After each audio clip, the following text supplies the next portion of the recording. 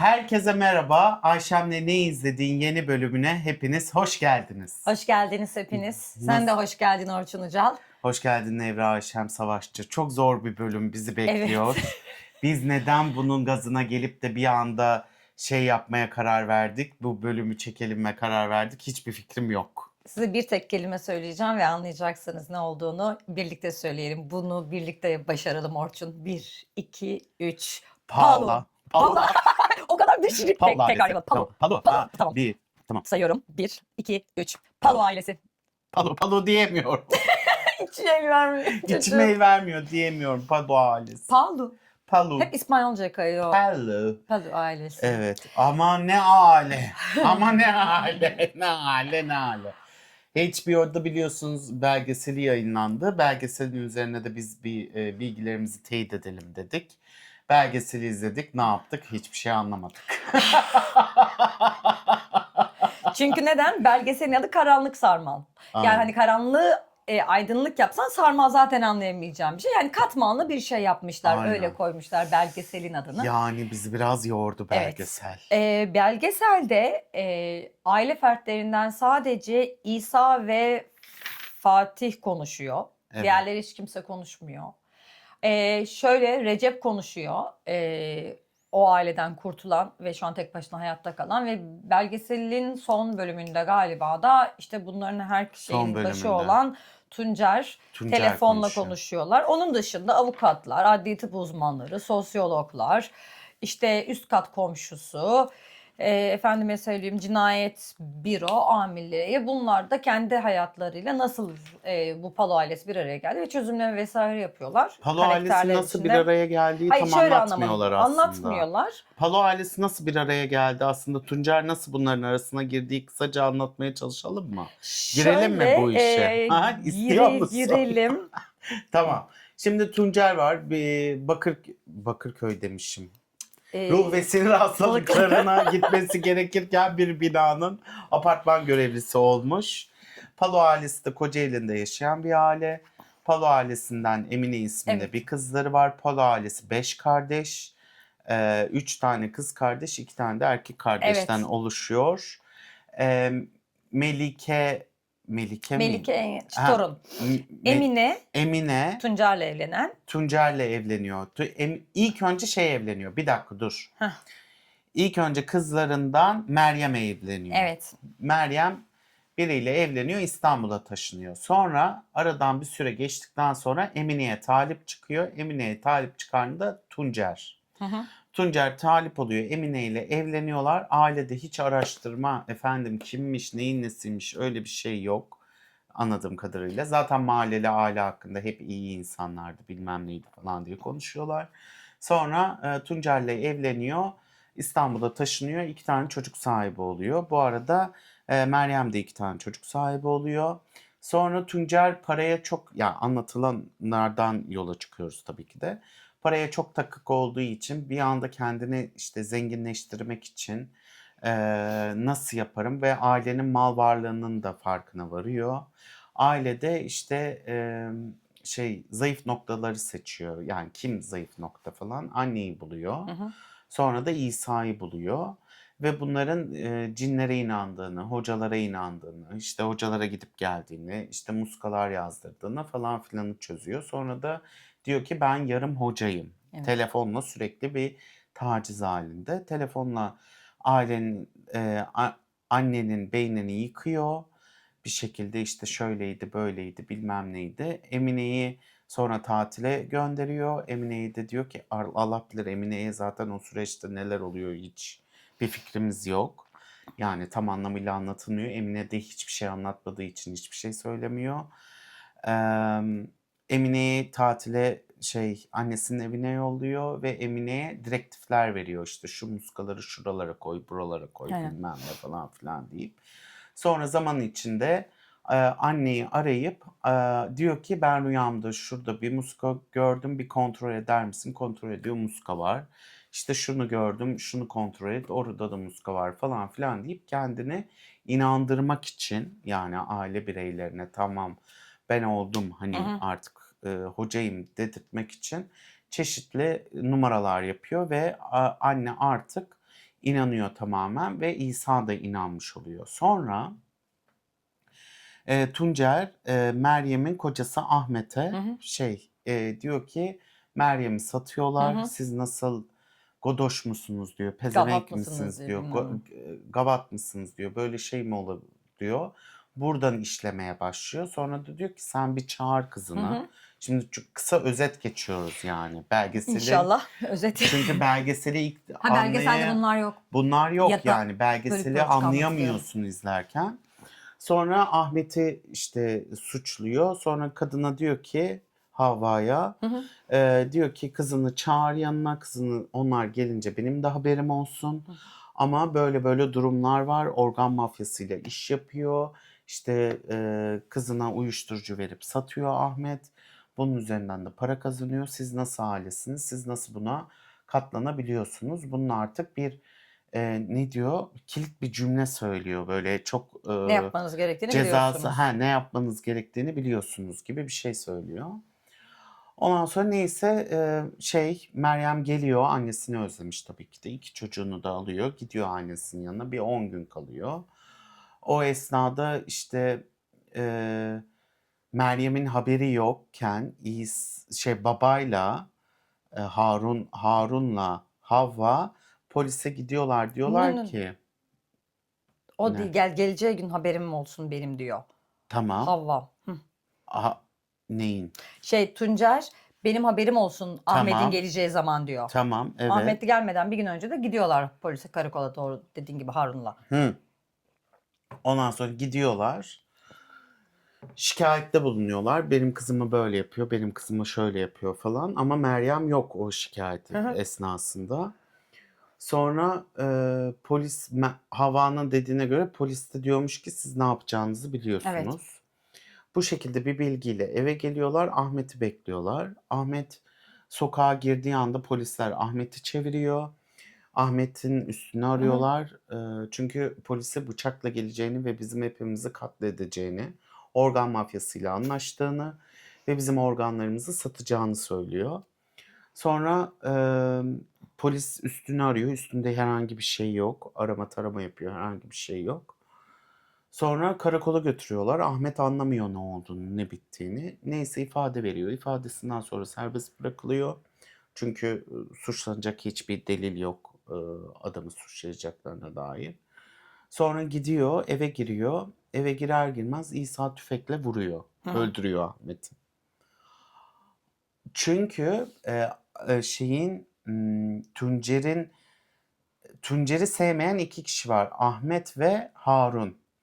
Bunların ikisi olduğu için Tuncer de bu aileyi manipüle edebilmesi için bu iki engeli ortadan kaldırmak için plan yapıyor aslında. O yüzden planın ilk kişisi Ahmet kişisi oluyor. Ahmet kişisi olduktan sonra Ahmet'i temizletiyor. Sonra da Tuncer diyor ki aileye siz işte gencecik çocuğunuza hapislerde mi çürüteceksiniz? Bu bir ölüm cinayetle işlenecek. O yüzden babanın zaten şizofreni vakası olduğu için deli raporu var. Bu deli raporundan dolayı da suç almaz. Ehliyeti var. Suç ehliyeti var ve bundan dolayı da hapis yatmaz deyip bütün aileyi örgütleyip Harun'un bu suçu üstlenmesini Düşündüğünüz kadar yatmaz deniyor. aynen üstlenmesini sağlıyor. Harun da Harun da düşünüyor taşınıyor ben evladımı taşın altına mı sokacağım falan filan diyor. Sonra Harun üstleniyor cinayeti. Harun 4 yıl 4 yıl galiba. Herhalde. 4 yıl ceza alıyor diye hatırlıyorum. Hatamız varsa yorumlarda düzeltin lütfen. 4 yıl ceza alıyor, hapishaneye gidiyor. Bu esnada Tuncer de diyor ki ben bu ailenin artık reisiyim. Ben size kol kanat gereceğim. Her şeyi işte bütün yaşamınızı ben sürdüreceğim. Siz benim ailemsiniz. Gelin bana taşının diyor. İstanbul'a gidiyorlar. İstanbul'a gidiyorlar hep beraber. İstanbul'a giderken Tuncer 100 koli mi? O daha sonra arkadaşı getiriyor onlar birlikte yaşarlarken. İşte Suç ortağı bu getiriyor. arada böyle çocuklarına işkence yapılıyor, bir şeyler oluyor falan filan. Meryem işte kendi evinde kalıyor. İşte böyle hüzünlü bir şey var, durum var. Sonra bir gün işte camiye gidelim diyor Eyüp Sultan Camisi'ne diyor hep beraber çocuklarla. Çocuklarla giderken kendi çocuğu Enes miydi? Evet, Ha, Enes. Enes'i caminin dışında bırakıyorlar. 10 dakika boyunca sonra benim çocuğumu kaçırdılar deyip karakola gidiyorlar. Ve Enes o esnada karakolda oluyor. Hı hı. Karakolda olduğu için de polis de herhangi bir hani 10 dakika olmuş süreç. Diyorlar ki zaten kendisi buraya geldi. Hani size emanet Teslim edelim ediyoruz. diyor. Teslim ediyoruz. Çocukta görünür hiçbir şey yok. Sonra Tuncer de diyor ki böyle olmaz hastaneye götürmediler bizim deyip hastaneye götürülüyor. Çocuğun kalçasında kırık iğne buluyorlar. Hı hı.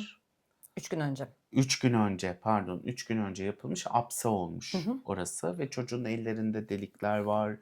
Vücudun çeşitli yerlerinde morluklar var falan. Tuncer düzenli olarak çocuklarına büyük ihtimal eşine de Hı hı. şiddet uyguluyor. Sonra bunu anneye söylüyor Havva'ya. Pardon Havvalar daha gelmemişti galiba. O rapor Gelmediklerinde. havada gidiyor şeye birlikte. Hastaneye gidiyor muydu? Yani hani camiye birlikte gidiyor. Ha. Çünkü Havva'nın söylenen şeyde Havva bir inanıyor bir inanmıyor şeye Böyle Tuncer'e. Ulan doğru mu söylüyor insanlar? Bu arada Tuncer kendi evine getirdiklerinde arabalar geçtiğinde bakın diyor. Yani Ahmet'in ailesi geldi. Kamp parası isteyecek. Sizi öldürecek. 2 tane çocuğunu öldürecek. İsa ve Fatih'i evden dışarı çıkmıyorlar. Perdeleri kapatıyorlar. Ondan sonra mevzu işte cinler girdi. Yavaş yavaş bir şeyler oluyor ve hani Havva ne oluyor ne bitiyor derken Eyüp Sultan aklına gelip çocuğun oradan kaçırılması ve organ mafyasının eline düşmesi ve böylece kanıtlıyor. Bakın diyor onlar ulaşamadıkları için benim çocuğumu aldılar. Ben size doğruyu söylüyorum. Adamın kafasındaki mevzu bu. Ama raporu 3 gün önce yazılacağını akıl Ya- edemiyor.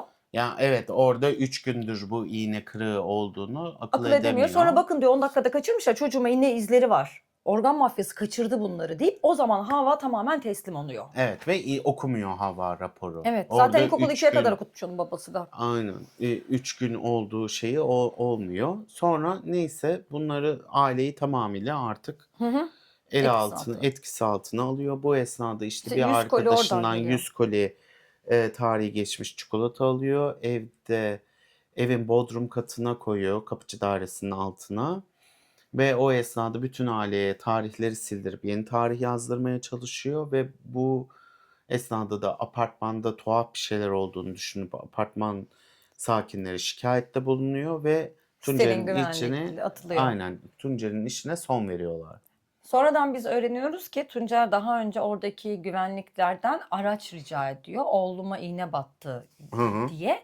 Adamlar da sitenin arabalarını veremeyeceklerini, Sitenin arabasının olmadığını sana taksi parası verelim. taksi verelim parası diyorlar. Yok ben Müge Anlı'yı da izledim ya oradan karışıyor. Oradaki bazı şeyler bazı yerde bazı şeyler söyleniyor bazı yerlerde Evet. söylenmiyor. Taksi parası veriyor. Adam taksi parasını alıyor ve böylece iğnenin içinde kırık kalması da bunu o Eyüp Sultan'daki kurgusuna rahatlıkla götürüyor onu. Elinde delil olarak Yediriyor. Evet. yediriyor. Bak ben aramıştım bilmem ne falan. Siteden atılınca da ben işsiz barksız kaldım. Sizin paranız pulunuz var deyip Kocaeli'ndeki evlerine geri dönüyorlar. Evet, Kocaeli'ndeki evlere geri dönüyorlar. Sonra asıl mevzu orada başlıyor. İşte manipülasyonlar, işte cinler var, bilmem ne var. Meryem'i de alıyorlar bu arada, Meryem ve çocuklarını. Evet. Ve o ev artık onların mezarlığı, canlı mezarlıkları oluyor gibi bir durum. Bu arada Recep o kapıcı dairesinde kaçıyor. Bu arada Recep Evet. hem bu arada dayılar da Recep'i sadece Tuncer değil İsa ve Fatih de Recep'e işte Melike'ye anneleri Meryem'e yani kendi kız kardeşlerine ve kendi yeğenlerine işkence yapıyorlar. Aç bırakıyorlar, susuz bırakıyorlar çeşitli bahanelerle. İsa'yı ve Fatih'i de ele geçirmiş. İsa işte annesi kurtulacağız vesaire derken annesinden de ayırıyor çocukları. Anneye ayrı odada işkence yapıyorlar.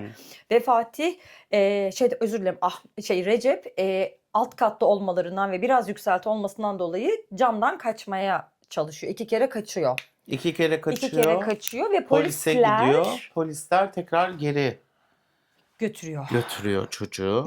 Artık işte bile olmuyor. Yani ev odalarının hava almalarıyla ilgili o camın kapatmaları kolunu bile alıyor.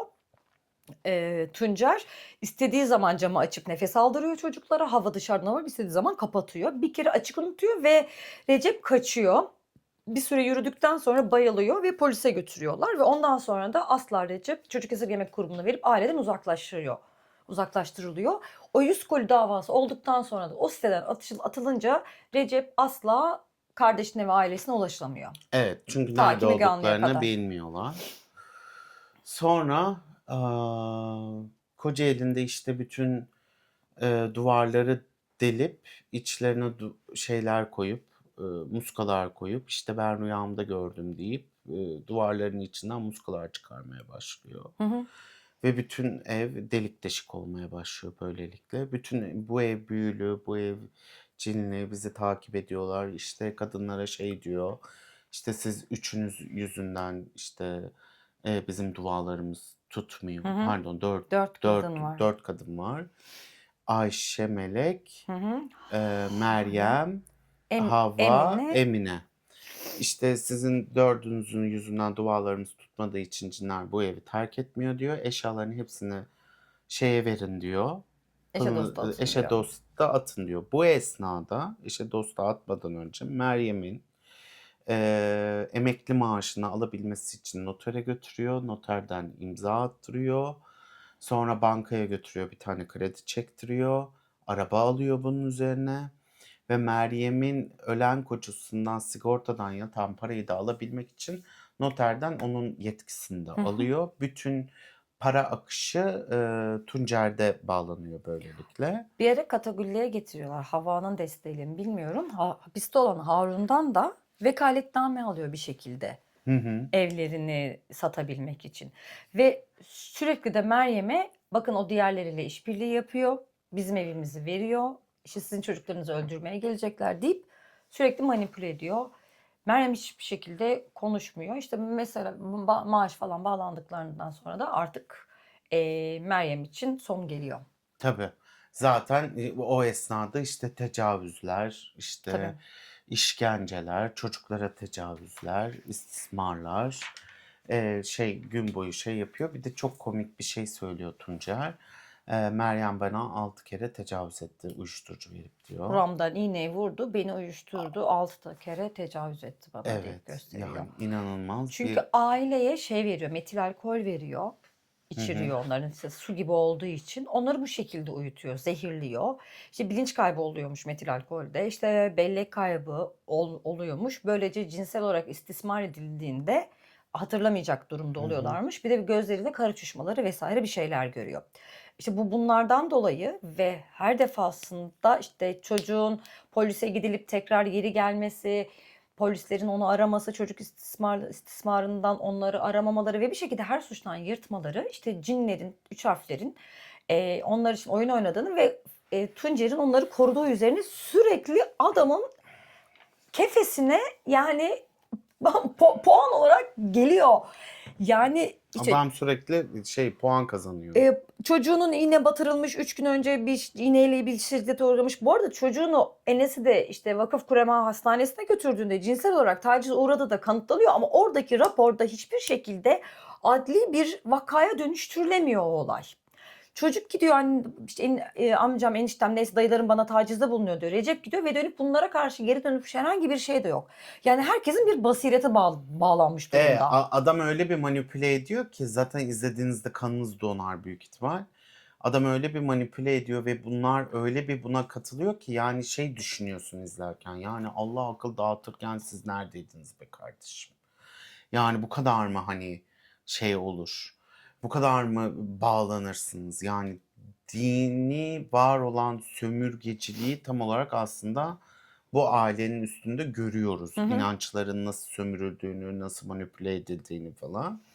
Ve bu esnada da paralel olarak Tuncer iyi bir hoca olarak da ünvan salıyor. Evet, şöyle onu Müge Anlı'da galiba bir kadın konu telefonla aradı. Belgeselde bu yok. Evet, Müge Anlı programları bu izlenmesine rağmen. anlattıklarımız belgeselde yok bu arada. Kadın diyor ki ben diyor Tuncer'i tanıyorum diyor. Tuncer'le benim eşim diyor. Birbirlerine hoca paslarlardı diyor. Birbirlerine öyle ünvan yaptılar. Benim bir hoca, ya benim tanıdığım hoca var diyor. Tuncer'e paslıyormuş, Tuncer de oraya paslıyormuş. Takma sakalla, cübbeyle, bilmem neyle evinde oraya yakın ilçelerde İstanbul'dan, Bursa'dan ve Müge Anlı'yı teker teker aradılar. Gelip bana muska yazdırdılar. İşte bana iğne batırdı bu adam hoca deyip ciddi bir popüler adam. Hani birkaç bir şey Ve için. düşünsenize yani adam ben sizi koruyorum diyor oradaki karakterler için ve dışarıdan da insanlar biz sizin adınızı duyduk şu şehirden geldik çok iyi hocaymışsınız deyip tamamen adamın yani karakteri besleniyor, o da besleniyor Evet, Hacı adam Hoca zaten karakteri. hani çok müsait beslenmeye, ben merkezci bir adam. Evet. Her şeyi ben bilirim gibi böyle bir şeyliğini, padişahlığını sunuyor aslında ailenin tepesinde. Ailenin tepesinde tepiniyor daha doğrusu. Evet. Sonra araba aldıktan sonra bunlara diyor ki bizim bu evden çıkmamız lazım. Arabada yaşıyorlar. Arkadaşlar 10 kişi arabada yaşıyorlar. Ve kış günü Aralık'ta. Aralık Kocaeli'nin, Aralık Gene Kocaeli'nin. Kocaeli'nde işte bir eski köpek barınağı olan bir yerde arabayı park ediyorlar. Ve orası da böyle sirkülasyonu bol olan bir yermiş. Hani böyle yürüyüşler için falan filan gidilen bir yermiş. Orada yaşamaya başlıyorlar. İlginç bir şekilde ve hepsi de okey diyor buna. Yani tamam diyorlar. Daha yani Ya adam ne derse yapıyorlar zaten. İşte hala bizi takip ediyorlar, bizim peşimizdeler. Kan parasıydı, o parasıydı, bu parasıydı falan. İşte Meryem casusluk yapıyor. Onları bunları söylüyor. Meryem'i artık açlık orucuna yani aç bırakmaya başlıyor ve ağaca bağlı bir şey, ağaca bağlıyor ve çeşitli işkenceler yapıyor ve diyor ki Meryem seni artık cezalandıracağım diyor. Bir de kendine böyle bir hak da görüyor insanları cezalandırmak için falan. Bu arada ailenin dışarı ile ilgili bütün ilişkilerini kesiyor. Dışarıdan yani dışarıdan hiçbir ilişkileri yok. Ve hep beraber oldukları için bütün an ve şeylerde herhangi bir gerçeklik algıları da kalmıyor aile bireylerinin. Yani bütünüyle yalnız bırakıyor bütün aileleri ve mahalleli de sürekli perdelerin kapalı olmasına ve sürekli geceleri zikir seslerini duymasına ya da o işkenceler, o şeyler olurken insanlar hiç mi bağırmıyor, hiç mi çığlık atmıyor bilmiyoruz. Ve bunlara rağmen bütün herkes de sus pus. Yani hani mahalleli de böyle çok şey değil. ilginç. Ya Evet, hakikaten ilginç bir insanların şekilde ilerliyor burası. Bunlar dediğim gibi belgeselde yok bu arada ama evet. belgesel arabadan itibaren başlıyor bu arada. İlk başlangıç bölümü bu. Sonra Meryem işte ağaca bağlı olacak bir şekilde Havva'nın kiracısı olan üst komşuları Fatih. Fatih Bey'i görüyorlar yolda. Fatih bunları görüyor arabanın içinde.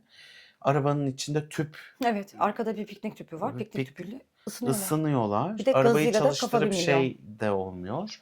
Gazı da 1 milyon. Kapıları açıyorlar. Ne yapıyorsunuz siz burada kışın günü? Sonra Meryem'i görüyor. Ağaca sen bu kadını çöz bilmem ne sen ne yapıyorsun falan Aynen. filan diyorlar.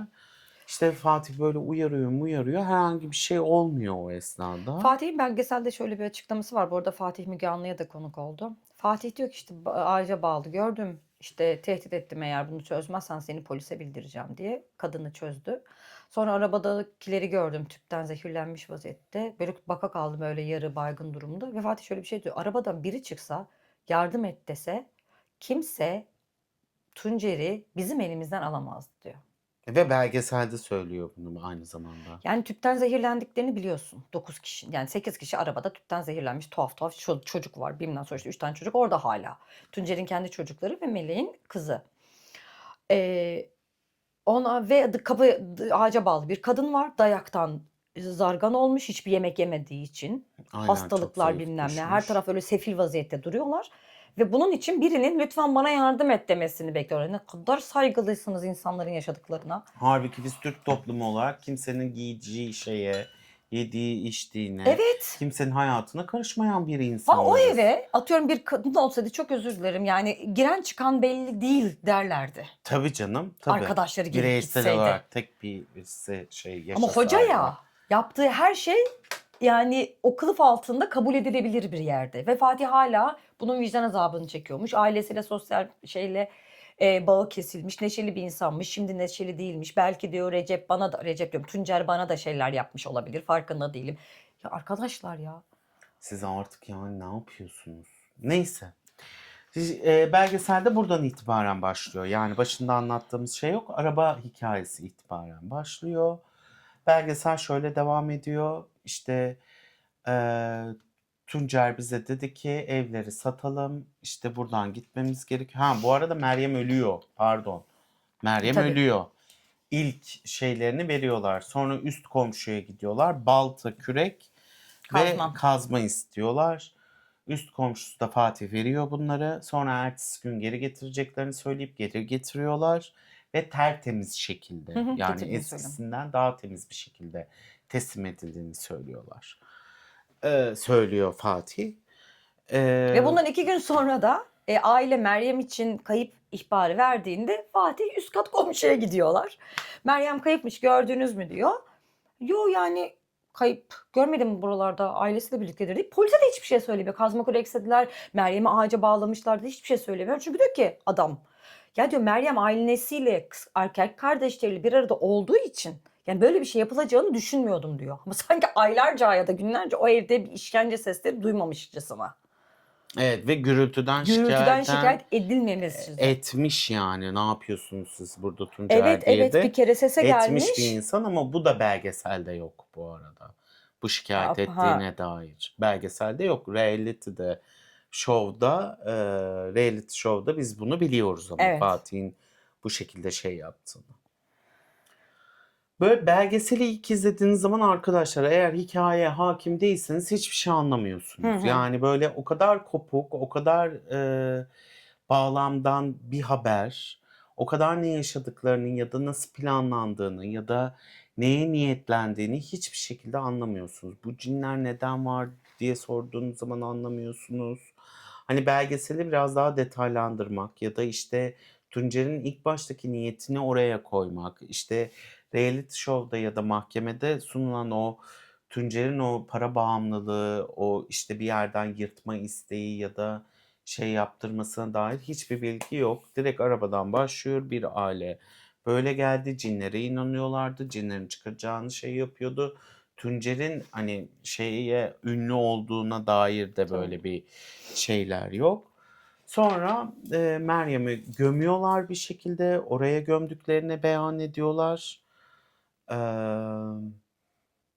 Sonra oradan gidiyorlar. Oradan gidiyorlar, artık her şey satıldığı için oradan uzaklaşıp başka bir yere. Urla'ya mı? Aydın Didim'e. Aydın Didim'e Didim'e gidiyor. gidiyorlar. Evdeki Aydın paralardan Didim'de de villa alınıyor, villa havuzlu. alınıyor. Havuzlu bir villa alınıyor o parayla. Ama tabii yine bunları takip ettikleri için ve etrafta insanlar olduğu için oradan bir ara Urfa'ya gidiyorlar. Urfa'dan sonra tekrar Sakarya'ya da Hayır, Urfa'ya gönderiyor Tuncer. Urfa'ya gönderiyor. Siz Tuncer, gene hani gidiliyor. şey yapın diye Cinlerinizi oraya çıkarın gidin diye. peygamberler şehri şehrinde diye. Oradan tekrar Sakarya'ya geri Hayır, dönüyor. şöyle oluyor. Oradan bu Fındık esnada toplamaya Tuncer gidiyor. belgesele göre oradan bir arsa da alıyor. Hmm. Sonra aile geri geliyor. Sonra diyor ki bizim burayı satıp geri dönmemiz lazım. Çünkü bitirmemiz gereken bir şey var diyor. Sonra geri döndürüyor. Böyle hep nasıl diyeyim harabe gibi evlerde böyle yani belgeselin gösterdiği öyle evler. Bir ara fındık toplamaya, Sapanca'nın işte bir yerde fındık mı çay mı bir şey toplamaya gidiyorlar ya. Fındık toplamaya gidiyorlar mıydı? Tabii gidiyorlar. Kızı orada öldürüyor. Ha, adam. fındık toplama yerinden Arabada öldürüyor. değil. Sonra bu Oradan hala fındık ya da çay devam toplama bir ediyor yere işte gidiyorlar. hani şey yapamıyorsunuz. Ay inanılmaz kanımız Kanım- yani böyle Allah'ım falan bu nasıl olabilir bu arada- falan diyorsun. Yani sene arkadaşlar yani hani sene 1950 değil, sene 1940'lar değil, hani 2006'da sene 1920'ler değil. Yani 2006'da başlayan ve 2011-12'ye kadar devam eden bir süreçten bahsediyoruz. Yani inanılmaz bir süreç. Ta ki baba 2011'de çıkıyor Çıkana sanırım. Çıkana kadar baba her şeyi bozuyor. Ve babaya şizofreni Var. Öyle tanısı var. Öyle gördüm. Ama yani Tuncer aldı başına gidiyor falan gibi bir şey, bir durum. Şöyle Yani çocukları dışarıya mesela asla Melike'yi dışarı çıkartmıyorlar oyun oynaması için. O dönem oradaki bir komşusu Melike'ye evlat edinmek istiyor. Adam belgeselde Hı hı. konuşuyor. Diyor ki benim kızımın çocuğu olmuyordu ve biz Melike'yi çok seviyorduk. Melike'yi okutalım bilmem ne yapalım diye ama Biz asla büyütelim. biz büyütelim. Asla bize vermediler. Ve bir gün işte tekrar bir yere gittiler toplamaya. Hasata toplamaya gittiler. Geri geldiklerinde Meryem yanlarında, Melike yanlarında yoktu ve işte biz onu halalarına verdik diyorlar. Diyorlar. Ama orada anlıyoruz ki Melike vefat etmiş. Melike de Vefat şöyle, etme sebebi ise yani sürekli karnı şişiyor ve ispirto içiriyor içindeki ve cinler sirke. çıksın diye çok gürültü Ya bir şey 6 yapıyormuş. yaşındaki bir çocuğun yani karnının şişmesi ispirtodan mı yoksa 6 Yok, yaşındaki bir ispirtodan çocuk değil. gebe kalma ihtimali olabilir mi? O döngü başlamadı. Yumurtaları yok. 13 yaşında mı başlıyor o Yani döngü? 11 yaşında başlayabilir Peki regle. karnı neden şişiyor acaba bu Hastalıktan olabilir kızın? Orçun, besinsizlikten. Artık iç organlarının yerleri değişmiş. Yani gördüğü işkence, taciz Ve ve istismar istismar. Yani diyorsun. sadece şey değil ki, Tuncer değil ki. Herkes bunu yapıyor. Herkes şahit yani çocuğun. Ve öyle bir gün işte cinler iyice bıttırı bıttırı deyip ispirto getiriyor ve ispirtodan bu arada aktarda falan ilaç da yaptırıyorlar ya kıza ve Evet, aktardan çeşitli ilaçlar da içiriyorlar. yapıyorlar. Melike'ye aktardan içirdikleri ilaçlar da bir etki etmiyor. Aynen. Hani bunlar belki şişkinlik yapmış. Bilemiyorsun ki vücudun artık o durumdan sonra verdiği tepkiler, Hiçbir şey psikolojik bilemiyoruz tepkileri. bu arada. Neyse ispirtoyu içiriyor, sonra üstünde tepiniyor bu. Tabii Cini cin çıkartmak için çıkartmak için. bu esnada bütün Bütün aileye içiriyor yani sadece kendi ispirtoyu. oğlu Enes ve Zeynep içmiyor. Bir de kendisi Evet, bir içmiyor. de kendisi içmiyor. Bütün herkes yarı baygın bir şekilde şey oluyor. Zaten hatırlamıyor çoğu kişi şey. Sonra kendilerine geldiklerinde diyor ki Dayanamadı Melike öldü. dayanamadı öldü diyor. Sonra Melike'yi orada bir yere gömüyorlar. Anneanne bu sefer yıkıyor sabunla, öyle anlatılıyor. Ha, Beyaz kefene bir çarşafla sarıyor. kefene ödüyor ve Bu arada annenin gömüyorlar. yani tek derdi Havanın. Havva'nın tek derdi namaz cenaze namazı kılınmadı. Benim çocuğuma da kılınmadı, Melike'ye de kılınmadı. Tek derdi bu. Gideyim de Yani bir dua böyle okuyayım, mezarı olsun. ay arkadaş böyle yani hakikaten oksijen de mi yaramıyor size? Yani hiç sadece konuşma yetiniz mi var? Yani hiç mi düşünmüyorsunuz? Bu kadar uyuşturuluyorsunuz, şeyler yapılıyor bilmem ne falan. Yani işte kör bela olunca herhalde yani inanç Olabilir. üzerinden kör bela olunca böyle de sömürülüyor gibi şey oluyor. Herhalde bizim de yani genel olarak yaşadığımız neyse. Bir şekilde sömürülüyoruz yani. Şöyle bir şey oldu. Hepimizin bir zaafı bulunuyor ve bir şekilde sömürmek için Çok birileri fena. geliyor. Ve bu arada bir şey söyleyeceğim. Belgeselde şeytan diyorlar mıydı? Konuşanlar diyordu galiba halktan insanlar. Tam bir Olabilir. şeytan diye. Herkes adama şeytan Şeytana şeyini pabucunu ters giydirir. Şeytanın aklına gelmez gibi. evet tam bir şeytan olarak lanse ediyorlar adamı. Aslında orada da bir inanç söz konusu. Bu arada İsa da inanıyor hala. Var olan şeylere, üç harflilere ya da cinlere. Fatih de inanıyor buna. Yani Ve belgesel Fatih boyunca. belgesel boyunca bu iki kişi, iki kardeş konuşurken inançlarını anlıyorsunuz. Hala inandığını Çok anlıyorsunuz. ilginç. Çok ilginç bir şekilde yani. O kadar şey yaşadınız be kardeşim. Bunlar o kadar şeye döküldü. Hala bunu Yaptığımız hatalar bu olmuş şekilde olabilir. Yapmasaydık iyi keşke olurdu. yaşamasaydık diyor. Şu an iyiyim diyor. İşte birisi balıkçılık yapıyormuş. İsa Birisi boya psikolojisini yapıyormuş. düzeltmek için balıkçılık Fatih yapıyormuş İsa. ve çok Çok özür iyiyim, dilerim. çok süperim falan Evet, diyor. psikolojim düzeldi diyor. İşte 11 yıldır onlarla 2011'den beri onlarla görüşmüyoruz, 11 yıldır. Hiçbir şekilde bir kere ziyaretine bile gitmedim diyor. Ya kardeşini öldürmüş, yeğenini öldürmüş, birlikte gömmüşsünüz ve bir kere ziyaretine bile gitmedim. Ha, bu Allah arada razı kendi olsun. halalarına da yaptıkları bir işkence de var bu arada. Kendi Tuncer oturup kendi ailesinin hepsini alıyor. malzemelerini. Sonra halalarının Kocaeli'de bir evleri var. Bu şeyde hapiste olan adamın adı neydi? Harun. Harun Bey'in kardeşine gidiyorlar. Bir gece orada kalıp ertesi gün babalarını ziyaret edecekler. O gece bunlar gerçekten ellerinde her şeyleri gelmiş vaziyette kadını tehdit ediyorlar. Evini bizim üstümüze yap. Biber gazı sıkıyorlar. Çünkü bizim bütün şeylerimiz satıldığı için, sen de bu kandan olduğu için senden de bu evinden de kan parası alacaklar. Bıdır bıdır diye kadının kafasına. Kadın diyor ki hayır böyle bir şey olmaz diyor. Üstüne yatıyorlar, işkence ediyorlar Tuncer ve İsa. İsa adamın yüzüne dediğin gibi biber gazı, kadının biber gazı sıkıyor. Kadına zorla senet imzalatıyorlar. 12 tane. Şeysiz, rakam yazmıyor senette. Ve kadın öyle hasbelkader kurtulduğunda, komşusuna gittiğinde anlatıyor ve polisi çağırıyorlar. Yakalandıklarında gerçekten üzerlerinde senet bulunuyor. Ve ilk defa Tuncer, İsa bir de işte Hava hapse atılıyor.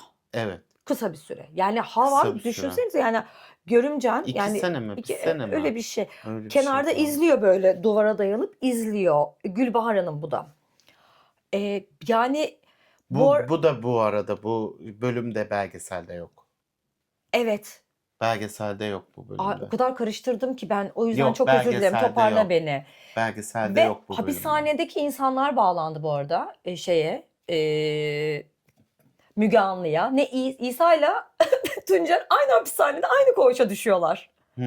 Ve Tuncer kendisinin yarı hoca ve hoca olduğunu düşünüyor. Bilmem ne yapıyor. Sonra bu dini üzerinden konuştuklarından Tuncer'in gerçekten dindar olmadığını, hiçbir şey bilmediğini öğreniyorlar. Ve Tuncer üzerinde sen ne yapıyorsun? Neredeyse kavga edecek oluyorlar. Hapishanedekiler engel oluyor. Tuncer'i kurtarıyor.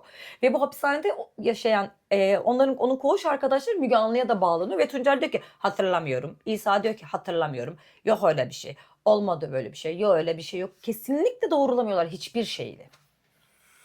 Sonra belgesele geri dönersek çok özür eğer, dilerim. ya yok hayır canım, arada böyle gireceğiz arkadaşlar, belgeselde olmayan yerleri ve bizim aklımıza gelen anekdotları anlatmamız gerekiyor diye düşünüyorum. Tamam. Çünkü belgeseli izlediğinizde hakikaten belgeseli bilmeyen hiç kimse şey yapamıyor. Konuyu bilmeyen. Yani konuyu bilmeyen hiç kimse belgeseli izlediğinde anlamıyor ne oluyor diye.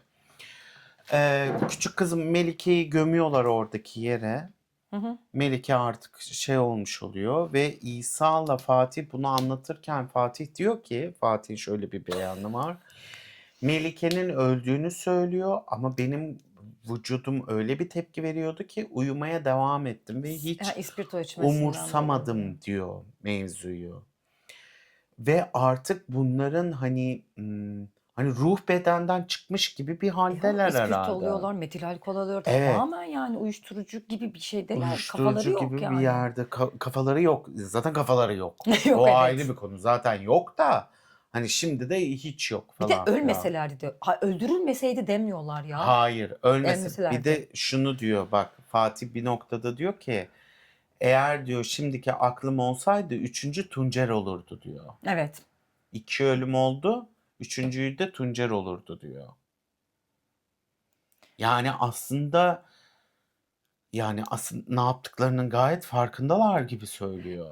Evet, benim de hani anlamadığım Kanın donuyor yani belgeseldeki o belgeseli beyanları sürekli duyunca. izlerken Müge Anlı bunlar hiç konuşmuyorlardı. Ama sonra bunlar belgeselde Müge Anlı programına atıfta bulunup ben bir şey söylemek istedim de beni durduruyorlardı. Şimdi o konuyu konuşmuyorduk. Bize böyle bir şey de bizi anlamıyorlardı. Onlar başka şovun peşindelerdi gibi söylüyor ama benim izlediğim bölümlerde aklı evvel ve konuştukları konu üzerine herhangi bir şey konuşmuyorlardı. Benim bir fikrim yok diyorlar Fatih. İsa da zaten Tuncer ne derse o. Tuncer'e bakıyor. Tuncer ne derse oydu.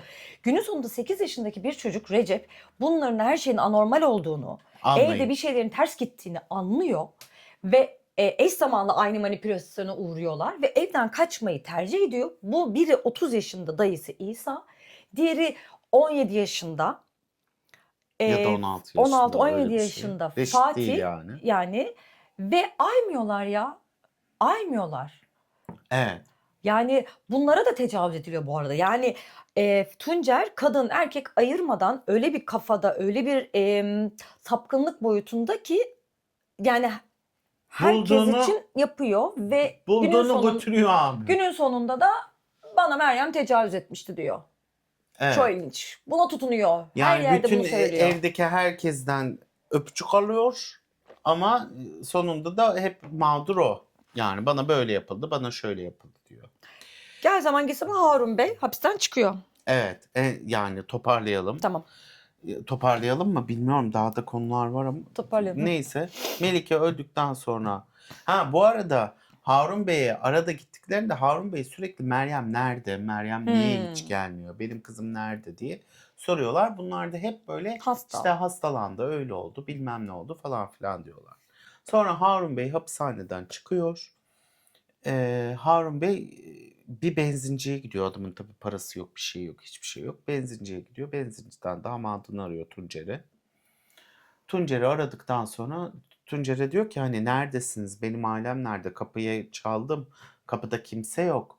Hani neredesiniz? O da diyor ki işte sen bilmem ne hastanesinin Aciline gel. gel. Orada buluşalım diyor. Ertesi gün adam bütün gece benzinlikte bekliyor. Ertesi gün benzinliğe gidiyor. Hastaneye gidiyor, acil bölümüne. Acil bölümüne gittikten sonra Tuncer diyor ki işte silahlar patlayacak. İşte ölümler ölecek. İşte bizim şeyimizdeler. Peşimizdeler. İşte sen yap falan filan diyor. 20 gün sonra bir şey yap diyor. 20 gün bir şey diyor. Tam hatırlamıyorum onu. Sonra adam da diyor ki Allah Allah ne alaka falan diyor. Hava nerede diyor. O diyor kadın sığınmaya gitti diyor. Evet. İşte çözemiyor adam.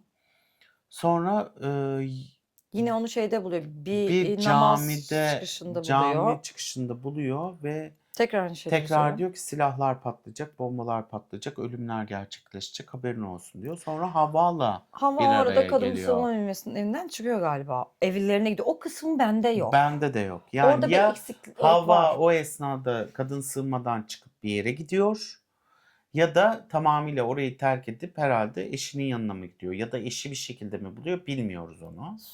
Onu bende de yok çünkü o. Sonra Harun'a bütün her şeyi anlatıyor. Böyle böyle oldu diyor. İşte Harun da diyor ki bana böyle böyle şeyler söyledi. Ne demek istedi falan. Sıra sana gelmiş o zaman diyor. Panikliyor. Seni Hava. öldürecek diyor ve ilk defa polise Bu gidiyorlar. motivasyonla gidiyor Hava. Evet. Polise gidip ve her şeyi anlattığı bir ifade veriyor. Sonra bütün aileyi karakola çağırıyorlar. Bütün aile ifade veriyor. Ve bu esnada gözaltına... Söyledikleri yerlerde cesetler bulunamıyor. Cesetleri bulmaya çalışıyorlar. Kazılar başlanıyor. Söyledikleri yerlerde kazılar başlamıyor. Sonra Harun o zaman karar veriyorlar değil mi Müge Anlı'ya katılmaya? Müge Anlı'ya katılmaya o zaman karar vermiyorlar. Şöyle bir şey oluyor. Ne oluyordu? Yine Artık bunu kafalar Tuncer, yandı. yani ben belgeselde yok ama Tuncer bu mevzuyu çakıyor, öğreniyor. Ve sonra hani bunlar da zaten elinde olduğu için diyor ki bakın diyor. Böyle gidip açıklama yapıyorsunuz. Bunlar diyor cesetler bulunduğunda darp raporları falan alınacak. Oysa diyor bu aile hala sizin peşinizde. Mahalle para verildi, arabalar geliyor bilmem ne. Böyle bir şey olmaz diyor. Siz gidin diyor ifadenizi değiştirin ve bu aileyi suçlayın kızınızı kaçırmaktan ve torununuzu kaçırmaktan diyor. Sonra bunlar da ben diyor Perşembe Pazarı'nda diyor Hava. Perşembe Pazarı'nda ben bu diyor aileyi gördüm diyor ama Ahmet'in ailesi. Burada Ahmet'in ailesi dediği kişi de Hava'nın kız kardeşi. Ve Harun'un da başka bir akrabası. Yani alıp kız verme mevzuları var buralarda. Onlar diyor benim Perşembe Pazarı'nda yaptılar. Eğer diyor bütün suçu size verdiğim ifadedeki bütün suçları Tuncer'in üzerine atmazsak çocuklarımı öldürecekleriyle tehdit ettiler. O yüzden biz gelip size yalan ifade verdik diyor. Bunlar gidiyor yalan ifadeleri yalanlıyorlar. Sonra bir şekilde Tuncer, Emine, Zeynep, Enes bir şekilde bunlardan ayrılıyorlar. Ve aile hala devam ediyor bir şekilde. Avukatlarına olay bir türlü çözülmediği için, çünkü farklı İstanbul'da bir davaları var, Sakarya'da bir davaları var, Kocaeli'nde bir davaları var. Bir dava farklı var. farklı davaları olduğu için bunları çözülmek için avukatları şöyle bir şey diyor belgeselden öğrendiğimiz kadar Müge Anlı'ya başvurun diyor. Bu da anne ve 2 oğlan Müge Anlı'ya başvuruyorlar. Benim kızım torunum kayıp 10 yıldır diye. Polo ailesinin Palo ailesinin avukatı diyor ki Müge Anlı'ya başvurun diyor. Çünkü diyor hani herhangi bir şey çıkartamıyoruz buradan, herhangi bir şekilde arşivde dosya yapamıyor. bulamadığını söylüyor avukat. Arşivde dosya bulunamadı, Müge Anlı'ya gidelim diyor. Sonra Tuncer de diyor ki Müge Anlı'ya gidin, evet diyor, ben rüyamda gördüm diyor. Müge Anlı bize çok ünlü edecek diyor. Bu da bu arada bu da bir belgeselde yok. Bunu biz belgeselde öğrenmedik mi? Belgeselde mi öğrendik bunu? Öyle diyor ya Fatih. Öyle diyor. Bir de bir avukat dedi. Avukat diyor buna. Avukat evet. dedi, sonra dedi hala inanıyorlar ya. Ve bir de diyor ki biz onunla görüşmüyoruz. Ailecek görüşmüyoruz. Ailecek görüşmediğim biri seni arayıp nasıl Müge Anlı'ya gitti diye Bu biliyor ya. arada şöyle bir şeyle başvuruyorlar arkadaşlar. Meryem ve Melike yok. Kayıp diye başvuruyorlar Müge Anlı'ya. Kayıp diyorlar yani. Bizim ailemizden 2 kişi kayıp diye başvuruyorlar. Ve suçladıkları kişiler de Tanhal. Tanhal ailesi. Evet Neyse, yani soyisimleri bu. Ahmet'in Ahmet'in ailesi. ailesi. Sonra Müge Anlı'ya çıkıyorlar bunlar. Müge Anlı'da işte böyle konuşuyorlar. İşte değişik değişik şeyler veriyorlar. Müge Anlı işte deşiyor, meşiyor işte belgeselde. Sonra 2. bölüm bitiyor. 3. bölüme başlıyoruz. Belgeselin 3. bölümü. Belgeselin 3. bölümünde arkadaşlar ben- bizi Tuncer'le empati yaptırıyor belgesel. Şu şekilde empati yaptırıyor. İnanılmaz bir şey. Tuncer'in çocukluğuna gidiyoruz. Tuncer çocukluğunu anlatıyor. İşte Çocukluk hapishanede. arkadaşı. Sadece çocukluk arkadaşı anlatıyor. Bir kişi anlatıyor ya. Onun yaşadıklarını, değil mi? Evet. O mahalleden bir kişi. İşte Tuncer'in babasının nasıl bir insan olduğunu, işte ailesinin nasıl bir insan olduğunu, nasıl işkenceler, nasıl aç kaldığını, nasıl bilmem ne olduğunu falan filan. Ben 3. bölümden nefret ettim yani. Hani böyle ya biz bu empati yaptırma ya bir katilin ya da bir manipülasyon zaten teşhisi de var. Çoklu kişilik Disosiyat diye geçiyor. disosiye diye Ve geçiyor. orada Ayhan Erbaş'la konuşuyor, adli psikolog. Yani diyor adamın bu cümleleri, bu şeylerinden dolayı verdiği, polislerin ayması gerekirdi bu çoklu kişilik bozukluğu olduğunu. Ayılması gerekiyor. Bir öyle diyor, bir Hiç böyle kimse diyor. aymıyor ya. Hiç kimse aymıyor Ben- maşallah. Şurada 2 şortlu kadın geçse Neler oluyor? çocuk istismarı var. Yani Tuncer'e de yapılan ailesinin çocuk istismarı var ve 8.000 kişilik bir kasabadalar. Yani her şey ortada. Yani Herkes herkes her şeyi biliyor.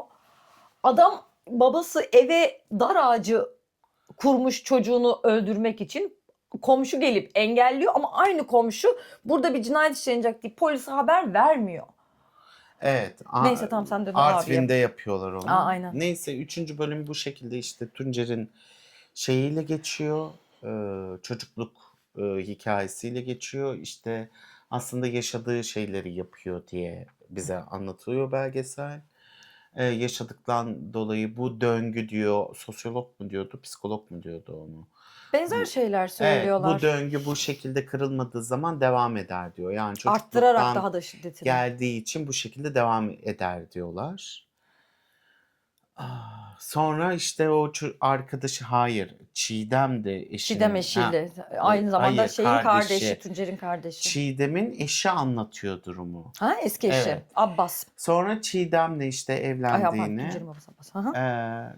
Çiğdem'le evlendiğini, Çiğdem'den dolayı işte Çiğdem geceleri uyur gezerlik yapıyormuş, oraya buraya gidiyormuş, bilmem neymiş falan filan. İşte bunu anlatırken işte Tuncer'in ne kadar bir zorluk çektiğini, neler olduğunu, babasının onu hiç sevmediğini bilmem ne. Bu arada da Tuncer'in de sesini duyuyoruz. Tuncer'e de sorular soruyorlar geçmişiyle ilgili, aileyle ilgili. Aileyle ilgili hep ben sevgi mi, güzel anı mı, onların hiçbirini bilmiyorum falan Şöyle filan adli diyor. psikolog şöyle bir şey söylüyor. Ben Tuncer'i görseydim karşıma ilk aldığımda sorardım, senin babanla hiç Güzel bir bir anın anın var var mı? mı diye. Aynı şeyi belgesel ekibi soruyor Tuncer'e. Tuncer diyor ki hayır, hiçbir güzel anım yok. Yok diyor. Canım benim. Arada da işte bunlar şey oluyor. Böyle Tuncer'le de konuşmuşlar. Tuncer'in avukatıyla da konuşuyorlar bu Tuncer'in arada. avukatıyla konuşuyor. Böyle yani çok iğreti bir bölüm bence o. Yani niye böyle bir bölüm belgesel? Yani bir de katil tarafından bakalım demişler büyük ihtimal. Tamamıyla objektif olmak için araştırmışlar ama biraz da bir şey söylüyor yani belgesel 3. bölümde. Ya evet. Yani 3. bölümde katilin neden bu katil olduğunu anlatan bir argüman çıkartıyor. Yani çocukluğunda yaşadığı bütün ailesinin yaptığı her şeyi aslında büyüyünce ve yetişkin olunca aynı şeyleri hak olarak, kendinde hak olarak gördüğünü Hı hı. ve bunların hepsini yaptığını söylüyor. Arkadaşlar tedavi olanlar da var. Kendilerinin yani çocukluğunda çok kötü şeyler yaşayıp ve tedaviye Ben kendimi tedavi etmeliyim Orada parçalı bilincine anlatma gelenler de kullanmışlar var. ya.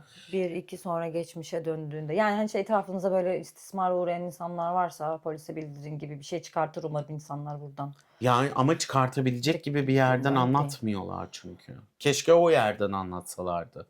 Ve biz de şey deseydik, bu belgeseli izleyen herkes demek ki etrafında bir istismar gördüklerinde ne yapmalı? Polisi aramalı. Ya da polise ihbar etmeli gibi bir yerden. Hani bir sonuç çıkarsaydık böyle bir sonuç çıkartırdık ama böyle bir sonuç yok maalesef. Yani Çünkü bu belgeselde de yok. Polise gidiliyor ve hiçbir şey olmuyor. Müge yani Anlı'ya kadar. bu böyle yani kilit noktası gibi bir şey. Tuncer'in işte en sonunda söylemeleri işte bana komplo kurdular. Ha, bu arada belgesel iş başlarken Tuncer'le görüştüklerinde dişleri yokmuş. Saç sakal birbirine girmiş. Belgeselciler gelmeye devam ettiğinde tipine Avukat aynı öyle söylüyor. özen göstermeye başlamış Karısı da falan. gitmiyormuş. Karısı evindeymiş. 1,5 Kadın yıldır sığınma da evindeymiş. gitmiyormuş Emine. Emine zaten hiç konuşmuyormuş. Bu arada Müge Anlı'nın muhabiriyle röportaj yapabilmişler. Müge Anlı kabul etmemiş Evet, belgeselde belgesele. konuşmayı. Kadın kız yarılmıştır yani. Yani 40 bölüm. 40 bölüm çekmiş aynen. 1,5 sene sürmüştür herhalde 40 bölüm. E, Neyse bunlarda da yapıyorlar. İşte kadın da diyor Emine hiç konuşmazdı. Emine hiçbir şey söylemezdi. Emine tamamıyla Tuncer'e %100 bağlıydı. Hiç onun sözünden çıkmazdı falan. Tuncer de belgeselin sonunda diyor ki bana komplo kurdular. Benim işte çocuklarımı öldürecekler. Benim işte varlığımı yok edecekler. Emine'nin de beynini yıkadılar. Emine o yüzden benimle 1,5 yıldır görüşmüyor. İşte ben Meryem'in nerede gömüldüğünü biliyorum ama söylemem. Söylememe nedenim beni tamamıyla yok etmeleri olacaktır. Benim işte aileye hala diyor ki bende işte belgeler var, tabii bir süre dosyalar sonra var. iki Palo ailesini de suçlamaya başlıyor. Evet artık Evvelden onlar sadece diğer yaptı. aileydi. Her şeyi onlar yaptı, onlar planladı, onlar katil, benim üstüme atmaya çalışıyorlar. Beni kurban olarak seçtiler, buraya koydular falan diye böyle artık sen de böyle tırnaklarınla vücudunu parçalayarak en sonunda diyorsun ki nefes alamıyorum ben galiba bu Derken adamın şeyi sesine öğreniyorsunuz. diyorsun. Burada bu belgeler benim imam nikahlı eşlerimde diyor. Evet. 3 tane isim söylüyor. Bunlar benim imam nikahlı eşlerim. Onların elinde bu belgeler. Biri Sibel'di, İşte diğer Sibel, ikisini İpek, bıdır hatırlamam. bıdır öyle bir şey. Onlar oluyor. Ve en son yani Tuncer'e bir soru soruyorlar da nasıl geçiriyorsun günlerini tek kişilik tetvi cezaevinde diyor. Sabah kalkıyorum diyor. Televizyon izliyorum diyor. İşte bazen diyor ilahi okuyorum sevdiğim ilahileri diyor. En sevdiğim ilahi de Rabbim senin huzuruna hangi yüzle çıkacağız?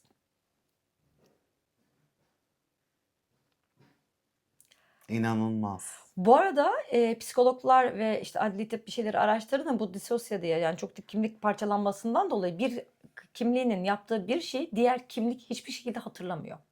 Bu şekilde çocukluğunda olanlardan baş ettiği söyleniyor. Başını bunun öyle söyleniyor. Aynen. Yani burada gördüğü babasından gördüğü taciz, istismar, dayak kulaklarından yani çekmek kepçe kulaklı olmuş küçükken öyle dalga geçiyorlarmış mahallede. Babası kulaklarını Kulaklarını çeke çeke hani kız kardeşine de Ay aynı bu şeyler. empati konusunu çok Empati değil yani o konuşmayalım şey ya. olarak Ay empati kurmak katil. istemiyorum. Yani evet Yani o adamın katil. Sosyologları ya da psikologları konuşalım istiyorsan. okey Ya yani da sen cümleni tamamla. bu yani benim söyleyeceğim şey de bu Yani kadar. 3. bölüm bence çok gereksiz bir bölüm olmuş yani. Zaten müebbet hapisi almış. Müge Anlı son bölümde diyor ki işte çözümlüyor artık. Polise haber veriyor. Polise teslim ediyor. Ve bu şekilde devam ediyor. Tabii. Herkes de yargılanmaya başlıyor. Dosya tekrardan oluşuyor böylelikle. Çünkü orijinalinde işte İsa, Havva, Fatih bir oluyorlar. Emine, Tuncer bir oluyor. Sonra bir saatten sonra ikisi de gardlarını birbirlerine karşı alıyorlar ve birbirlerine karşı aldıkça da süreç şuna bağlıyor. Sen öldürdün, ben öldürdüm. Sen öldürdün, ben öldürdüm. Hayır o öldürdü, bu öldürdü falana dönüyor ve ikisi de asıl olay orada çözümleniyor zaten. Birbirlerine artık tahammül edemez hale geldiklerinde çözümlemeye başlıyorlar ve burada da başka bir evreye dönmüş Stüdyodan oluyorlar. alıyorlar, Aynen. diğerlerini de evden alıyorlar. Stüdyoya çıkmayan aile fertlerini de evlerinden alıyorlar. Aynen. Öyle işte yani. Ben sadece belgeselin gerçekleri söylemesi gereken, yani başında da öyle söyle, gerçekleri söyledik diyor. Ama mesela Başka perspektiflerden programı baktık diyor bir izledik. de. Bununla ilgili bir sürü şeyleri, işte mahkeme kararının dosyaları, evrakları inceledik diyor belgeselin bitişinde de. Ama mesela bu iki kardeşin, İsa ve Fatih'in söyledikleri bazı şeylerin Müge Anlı'da programda söylemediklerini, yani Aynen. onlarla çapraz oluşturacak bunu, yani çapraz sorgu dedikleri ters köşeye gidecek bir şey yok. Sadece çocuklara olayı anlatmalarını söylemiş. Bir tek Recep Tutarlı olarak anlatıyor. Hem Müge Anlı'da anlattığını hem de şeyde anlatıyor. Belgeselde. Belgeselde de anlatıyor. Onun dışında yani orada bakın buna böyle bir şey söylemişsiniz. Peki bugün burada bunu söylüyorsunuz gibi bir şeyler yok. Bir argüman yok, evet. Psikologlar ve sosyologlar da birebir onlarla konuşmadılar anladığım kadarıyla. Sadece Yok. Kocaeli Cinayet Büro hariç İbrahim Bey onlarla Dosya dosya üzerinden üzerinden ve ilerliyor onları da herkes gördüğünü de. söylüyor. İşte gördüklerini söylüyor. Avukatlar var. Zaten Cinayet Büro'daki Kocaeli'ndeki memur bey şey diyor. Dosya o kadar karışıktı ki bize ilk geldiğinde biz çözümleyemiyorduk hiçbir Tabii. şeyi. Çünkü Havva ilk ifade vermeye geldikten ve sonra değiştirdikten sonra iyice karman çorman bir hale geldi Tabii. ve biz çözümleyemiyorduk. Bizden iki kişi bürodan iki kişi sürekli Müge Anlı izliyordu dedi. Doğru. Yani çözümleyebilmek için dedi. Müge Anlı aslında çok ciddi bir kapı açıyor burada. İşte ben de belgeselden sonra Müge Anlı'da işte Palo ailesini mixlemişler. Hı hı. Sadece onların bölümleri. Normalde aynı bölümde birkaç olay inceleniyormuş. Ben işte birinci bölüm bitti, ikinci bölüm bitti, üçüncü bölüm bitti. Herhalde 4 tanedir. Dördüncü bölüm bitti, 5 tane. Ben hayatımda 40 Palo bölüm. ailesiyle ilgili bir şey. Normal program olarak yayında 40 bölüm ama orada herhalde 10-12 tane var. Galiba 8. bölümde yakalanıyorlar. Müge Anlı'nın üzerine bir iki bölüm daha işleniyor. Hı hı. Palo ailesiyle ilgili. Onları ben artık izleyemedim yani. O bir mevzu bitti benim yani gibi. Gerçekten çıldırırsın. Yani adama oradaki Müge Anlı'daki doktor diyor ki sana nasıl tecavüz etmiş olabilir Melike diyor. Evet. Diyor ki bana diyor burandan iğne vurdu diyor. Beni diyor bayılttı. Çocuğum diyor bak diyor ben adli tıp uzmanıyım diyor. Adli tıp uzmanıyım. Adli tıp uzmanıyım diyor. Diyor ki sana tecavüz edemez diyor. Yani seni uyuşturduktan sonra sana tecavüz edemez. Mümkün değil. Nasıl inanıyorsunuz diyor. Akıl tutulması yaşıyor bunlar böyle. Tabii Ama canım. tecavüz etti. Tuncer doğru Yani söylüyor. adam sürekli şey. Yani çocuklarını savunmadığı kadar Tuncer'i savunuyor. Yani Müge Anlı diyor ki sen diyor kendi kız kardeşinin sana böyle bir şey söylediği için yalan ihbarda bulundum deyip Tuncer'i öldürdüğüne dair ifade verdiğini söylüyorsun ama verdiğin ifadede oğlunu ve kızını da suçluyorsun. Tuncer'i aklamak için oğlunu ve kızını suçluyorsun. Sen çocuklarını düşünmüyorsun anne olarak. Tuncer'i düşünüyorsun. Neden böyle bir şey yapıyorsun diyor. Yani neden böyle bir şey yapıyorsun? Ki çocuklar da onların aileleri ve onlar parasızlar günün sonunda. Zengin de mafya bir şey yok. Nerede mafya diyor. Siz bilmiyorsunuz diyor Tuncer. Mafya orada organ mafyası. Ya diyor öldürdükten sonra... Çöp poşetiyle mi alıyorsunuz? Kardeşim böyle öldürüyorlar organ mafya. Bütün Ay gülüyorum ama organları gerçekten söküyorlar. yani bu kadar maruz Sonra kaldıktan gidiyorlar. Hani sonra şeyi biliyor. Tuncer. Yani Tuncer'le mahalleye para verdiler diyor. Mahalleli konuşuyor ki bize para vermediler. Siz yalan söylüyorsunuz. Aile de o kadar inanmış ki. Yani size Herkes yalan belgeselde bunu söylüyor. görmüyorsunuz ama diğer programlardaki ufak ufak kesitlerin izlerinde ailenin nasıl bir dinden, cinden korkutularak, manipüle edilerek, evde gece bir yerlere bir şey saklayıp, sabah baksana bu olay oldu deyip insanları ve Orçun dediği gibi diğer dış dünyada insanları da izole ettikten sonra kendi kendilerine kalınca bunlar artık bir kolektif bilinç oluşturuyorlar ve ne derse ona inanıyorlar. Evet. Ve işte kolektif bilinci işte birbirleriyle olup da mukayese etmesinler diye ilk zamanlar Meryem doğru mu söylüyor ya Tuncer? Abi Tuncer yanlış şeyler söylüyor deyince Meryem'i odaya kapatma durumu buradan başlıyor. Ayırıyor. Evet, çocuklarından ayırıyor. Akıllarını şey yapmasın diye. Çünkü belgeselde de Tayyip şey diyor. Bir saatten sonra ben annemi hiç görmemeye başladım diyor.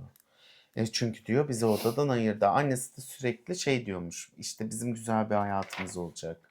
Bizim çok güzel bir hayatımız olacak. Biz buradan kurtulacağız. Merak etmeyin. Çocukları yaşayabilsin diye umut veriyormuş çocuklara. Yani belgesel böyle hani şöyle bir şey olabilir. Atıyorum siz izlersiniz bu ailenin hikayesini. Ondan sonra belgeseli izleyebilirsiniz. Çünkü bu hikayeyi bilmeyen bir kişinin belgeseli direkt oturup izlemesi imkansız Çok gibi bir karışık. şey. Aşırı karışık anlatıyor. Bir kere ortadan başlıyor. Direkt arabayla başlıyor. Öyle seçmişler Sonra işte. neden evleri satıldığını anlatıyor. Yani böyle giriş gelişme sonuç olarak bir şey yok. Yani belgeselci şey yapmış gibi. Kardeş kimler bizle konuşabilir bu aileyle Hı ilgili? hı. Bu aileyle kimleri bulalım? Ha bunları bulduk. Tamam bunlardan şey yapalım, röportaj yapalım ama biz hiç Müge Anlı'da anlatılan ya da işte mahkemede sunulan dosyalarla ilgili bir çapraz bağlantı kurmayalım. Onları Herhangi görmeyelim. bir giriş gelişme sonuç gibi bir dramaturjik bir yapı çerçevesinde ilerlemeyelim ve bunların sorularını çıkartmayalım. Yani sen oraya İsa'yı almışsın, Fatih'i almışsın Gerçek kesit gibi karşısına. çıktı Ha, karşımıza. ikisi de bu şekilde yan yana oturuyor. Bak yan yana oturuyorlar kardeşler. Ve kardeşlerin beyanları aslında Müge Anlı'nın yaptığı şovdaki beyanlarla çok zıt düşüyor. Ve sen Olaylar. onların çapraz bir sorgusunu yalnız işte şu tarihte, şu dakikada, şu bölümde şunu söylemiştiniz. Şimdi karşıt olarak bunu söylüyorsunuz gibi bir şey yapmıyorlar. Yani Bir kahveci geliyor. evet Bir ara zor burada bir çalıştı iş. Tuncay ama kullanamadı. O para kazanmak istiyordu kolay yönden diye. Bir yerde şeycilik yapmış. Çaycılık yardım Ha etme ilk işi var. Ya ilk zamanları o zamanları o zamanlar Artvin'den falan. işte gelirken bu çocuğu al da bir şey eli Hmm. ekmek tutsun diye o ilk zamanlar yapılan bir şey. Hiç aileyle mahalle Demek ki tanışmadan konuşmak önce. istemediler ama bu kişi konuşmak istemedi. Ama bunun beyanları şu şekilde. Yani bize o bilgiyi oradan gelmiyor bilgi. Yani hani anne kabul etmedi Havva Hanım konuşmayı. Ama Tamam. onun Müge Anlı kabul etmedi. Müge Anlı kabul Baba etmedi. kabul Ama Havva'nın etmedi. anlattığı bıdır bıdırlar Emine var. kabul Tabii. etmedi. Ee, Ayşe zaten yok. Bu arada Ayşe Ayşe Melek öğreniyoruz ki kanser olmuş. evet kanser olmuş acılar içindeymiş. Psikolojik olarak çok yıprandı tabii diyor çocuklar. Yani çocuklar da bence normal değil ya. Zaten yani Yani İsa'la sanki Fatih de normal değil. Yani şu anda aslında Tuncer gibi biri çıksa ve dese ki sizi hala etkisi altındalar dese bunlar okey. sanki öyle bir şeylik Bunlar var yani ya. öyle bir vibe veriyorlar. Herhangi bir gelişim göstermemiş gibi konuşuyorlar. Yani belgesel aslında işte çok zor bir iş belgeselcilik ve çok girift bir konuyu işliyorsun yani. Bir ailenin Türkiye'nin bomba gibi gündemine düşmüş bir ailenin ve kimsenin inanmadığı yani olamaz böyle bir şey delirmeyin böyle şey mi olur dediği bir ailenin üzerine bomba gibi bir şey düşürüyorsun ve bunu bu şekilde işliyorsun. Yani şey diyor işte İsa Bey geldi konuştu ne anlattıysa okeydir bizim Öyle için olmuş. diyor. Tamam okey öyledir de Ya tamam öyledir de buna gider bir bunu iki çatışmada evet bir gerçekleştirebilirsin. de bunu soru sorarsın kardeş sen böyle diyorsun ama bir kere diyorsun Fatih ya adam açık ve şekilde şey diyor üçüncü diyor Tuncer olurdu diyor. Ben bu aklımda Yani olsaydı ben bu diyor. aklımda olsaydım yani sen iki kişi zaten öldü diyorsun Öldürüldü öldürüldü de değil. demiyorsun. Sanki hiç kendileri gömmemişler Ve gibi. üçüncü kişiyi de evet kendileri de görmemiş gibi. Üçüncü kişi de bu olurdu diyorsun. Ya inanılmaz böyle zaten üçüncü bölüm falan diye bir bölüm. Yani aman tanrım falan diye ay parmağım acıdı. Parmağım kasıldı Ee, gibi bir bölüm. Ya aşırı sinirlendim. Hemen Aşırı. biz ispirto oraya. Aynen hemen ispirtomu sirkemi Abi sürüyorum. gerçekten cehaletin hakikaten yani şunu gör. Ben diziyi şeyi izlerken hem Müge Anlı'yı izlerken bu arada Müge Anlı'ya Hava Hanım'ın babası da geldi. Diyor ki o kızım diyor bu çocuk diyor kafayı yedirtmiş. Baba aramış kızını torunlarını hiçbir yerde bulamamış. Sırra kadem basmış. Adam bunun peşine düşmüş ve adamın yaşadığı evi de vermiş satmış. Hava diyor yani diyor ben oturduğum evi adama satmışsın diyor. Adam bana çık dese diyor. Baban sokakta kalacak. Kızım diyor farkında mısın diyor. Ha, sen benim diğer kız kardeşimi tutuyorsun. Kızım diyor sen de benim kızımsın. O da benim kızımsın. Niye ben diyor onu tutayım diyor. Bu adam size yalan söylüyor. Söyleyin gerçekleri diyor. Bu adam öldürdü onları. Söyleyin gerçekleri kızım diyor. Adam orada oturuyor program boyunca. Aynen. Ve Vallahi çok yani gerçi ama enteresan. diyor yok diyor ben hepsini ona vermedim devretmedim diyor. %10'u benim %10'u onun geri kalan o diyor. Yani babasına da inanmıyor kadın. Yani o İlginç. ilginç, yani o kadar 2 yaşına kadar okutmuş adam kızını. Yani mevzu belli yani. Hani insanlar okumamak, cehaletin nasıl yönetileceği, ne Aynen. yapılacağı, ne edileceği. Mevzu çok net belli. Yani bir zayıf noktaları seçip oradan içeri girip sonra kendine bir taht yaratıyor ailenin içinde ve sırf para hırsından mı artık o yaşadığı Bir şeyden yerde mi kumar borcu da var e, diyorlar. Alkol alkolle kullanıyor. bağımlılığı var diyorlar. Geceleri alkol içiyormuş. Zaten Zaten alışkanlık olmuştur yani. Hani millete hocalık metil alkol başka. veriyor. Aynen. Yani Hocalık başka, bu başka diyormuş. o da olabilir. Tamam, Ya, okey. Neyse ne. neyse Neyse. ne Ama hani her kurcalayayım. defasında başka bir çokluk kişilik olduğu için kimlik parçalanması diyorlar. Böyle yani. Evet. Evet, bizim Kolay için çok gelsin. zor bir bölümdü arkadaşlar. Biz de elimizden geldiği kadarıyla anlatmaya çalıştık. Zaten çok eski bir hikaye olduğu için hani bildiğimiz kadarıyla ve üstüne biraz daha hani birkaç araştırma yaparak izledik ama belgesel tam bizi tatmin etmedi açıkçası. Çünkü bu kadar daha iyi bir yerde şey yapılacağını düşünürdük. 3 bölümden oluşuyor. HBO üzerinden yayınlanmış. Size şimdiden iyi seyirler diliyorum. Görüşmek üzere haftaya. Hoşça kalın. Akıl sağlığımızı aklımızda tutalım. Ay,